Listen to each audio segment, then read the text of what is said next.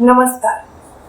मागच्या व्हिडिओमध्ये आपण पाहिलं की आपल्या पायाचे जे जॉईंट्स आहेत त्यांना कशा प्रकारे रिलॅक्स करायचं, त्यामुळे तिथे योग्य प्रकारे ब्लड सर्क्युलेशन होऊन आपल्या शरीराची ॲक्टिव्हिटी व्यवस्थित राहते. आजच्या व्हिडिओमध्ये आपण पाहणार आहोत आपल्या हाताचे जे सांधे आहेत त्यांचं रिलॅक्सेशन कसं करणार आहोत. जसं मागच्या व्हिडिओमध्ये सांगितल्याप्रमाणे आपल्या हातांमध्ये, दोन्ही हातांमध्ये मिळून 42 सांधे असतात. छोटे छोटे असे खूप सारे हाताच्या बोटांमध्ये सांधे असतात, त्यांना पण रिलॅक्स करणं खूप गरजेचं आहे.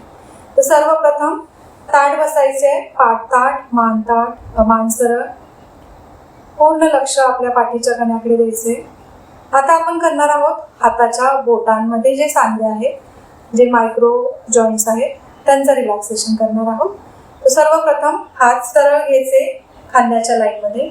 आता हाताची बोटं स्ट्रेच करायची, चांगली ताणून घ्यायची, श्वास घेत आणि श्वास सोडत पूर्ण प्रत्येक सांध्यांमध्ये बोटाच्या फोल्ड करायचे. परत एकदा श्वास घेत ओपन, श्वास सोडत फोल्ड, श्वास घेत ओपन, श्वास सोडत fold.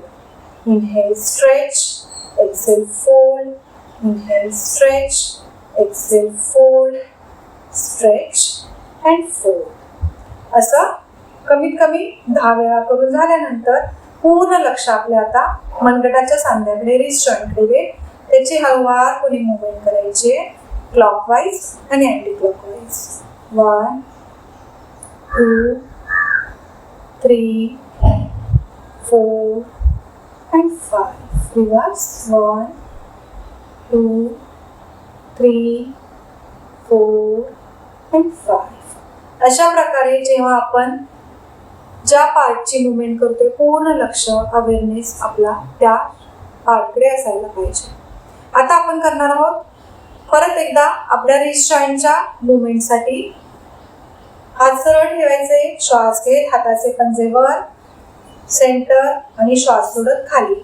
Straight up, straight down, straight up, straight down. असं श्वास घेत वर, श्वास सोडत खाली 10 वेळा करून घ्यायचे. पूर्ण लक्ष मनगटाच्या सांध्याकडे. परत आता सेंटर, श्वास घेत उजवीकडे, सेंटर, श्वास सोडत डावीकडे. Straight right, straight left, straight right, straight left. पूर्ण मनगटाच्या सांध्याकडे, रिस्ट जॉईंटकडे लक्ष देत एकदा उजवीकडे, एकदा डावीकडे मुवमेंट करायचे. आणि लक्षात घ्यायचंय आपले हात खांद्याच्या लाईनमध्येच ठेवायचे. सुरुवातीला थोडंसं दुखू शकतं, पेन होऊ शकतं, हळूहळू सवयीनं त्रास होणं कमी. रिलॅक्स.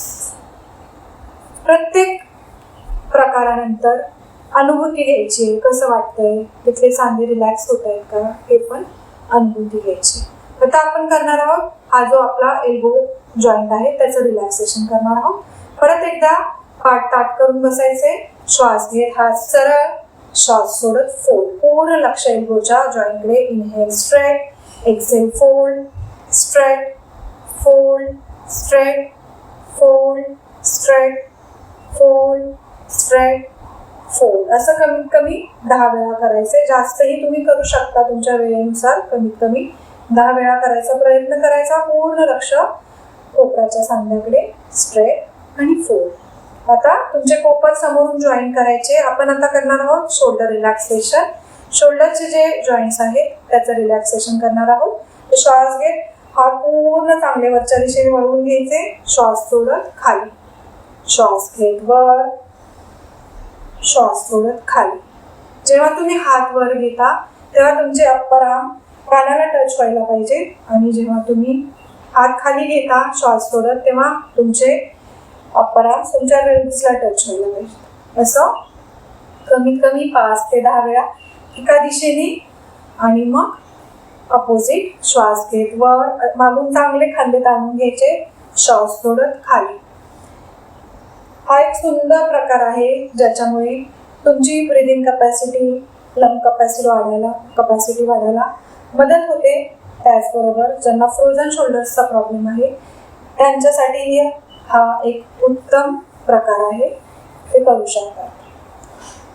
महत्वाचं म्हणजे जी कुठली मुवमेंट करता आहात तुम्ही पूर्ण लक्ष तुमच्या शरीराच्या त्या पार्टकडे ठेवत श्वासाबरोबर तुम्हाला मुवमेंट करायची.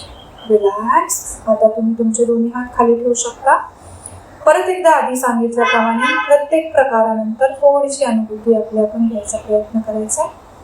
आता आपण करणार आहोत आपले नेक जॉईंट्स जे आहेत ते स्टिफ झालेले असतात, टाईट झालेले असतात, त्यांना रिलॅक्स करण्यासाठी आपण आता नेकची मुवमेंट करणार आहोत.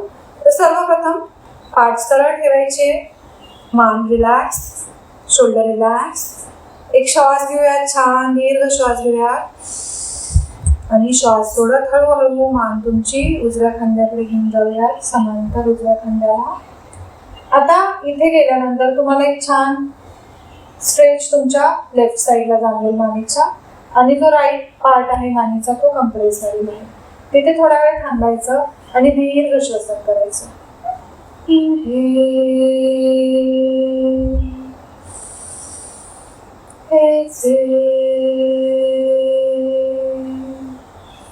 हळूवारपणे तुमची मान परत सेंटरला न्यायची. परत एकदा श्वास घ्यायचा, दीर्घ श्वास घ्यायचा. श्वास सोडत हळूवारपणे तुमची मान डाव्या खांद्याकडे घेऊन जायची, समांतर. आता तुम्ही ऑब्झर्व करू शकता आधी आपल्या लेफ्ट पार्टला स्ट्रेच आलेला, त्याच्या अपोजिट पार्टला आता म्हणजे राईट साईडला मानेच्या ताण येतोय, लेफ्ट साईडचा पार्ट कंप्रेस झालेला आहे. तिकडे लक्ष. दीर्घ श्वसन.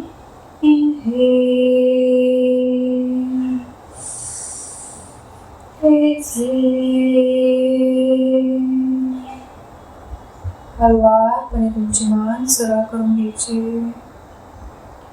असं तुम्ही कमीत कमी 5 ते 10 वेळा स्लोली करायचे. आता परत श्वास घेत मान वरच्या दिशेला करायची, जबडा बंद करायचा, चिन लॉक पोझिशन.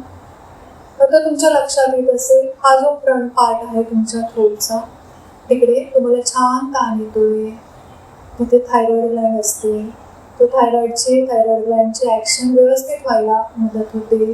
T3, T4 आणि TSH हॉर्मोन्सची सिक्रेशन प्रॉपर व्हायला मदत होते. असं वरच्या दिशेला मान करून नेक्स्ट एक्सटेन्शन करून थोडा वेळ थांबायचे आणि दीर्घ श्वसन करायचे.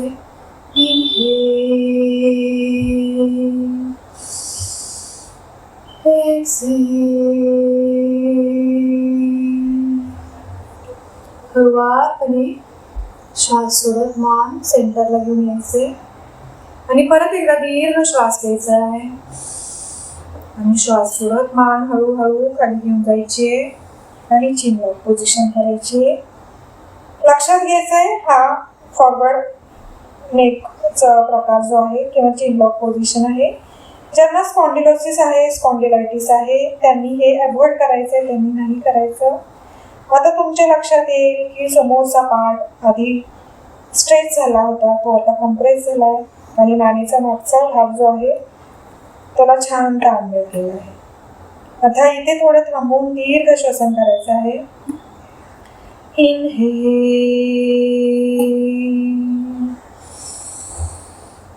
एक्झेल.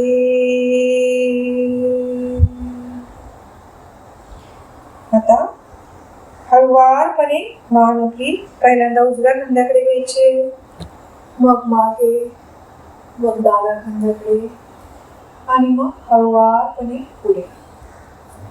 श्वास घेत हळूहळू मान मागच्या दिशेला घेऊन जायची आणि श्वास सोडत हळूहळू मान समोर घेऊन यायचे.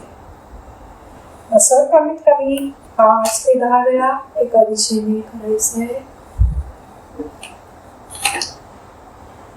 राऊंड कंप्लीट झाल्यावर परत विरुद्ध दिशेने करायचंय. परत एकदा लक्षात ठेवायचंय तुमच्या प्रत्येक मुवमेंटला तुमच्या श्वासाची जोड द्यायची. Synchronise all your activities with your breath. then only it becomes really yoga. Otherwise it will be merely an exercise. पूर्ण लक्ष मानेच्या सगळ्या सांध्यांकडे, नेकच्या आजूबाजूचे जे मसल्स आहेत त्याच्याकडे लक्ष देत हळूवार जितकं स्लो मुवमेंट करता येईल तितकी करायची.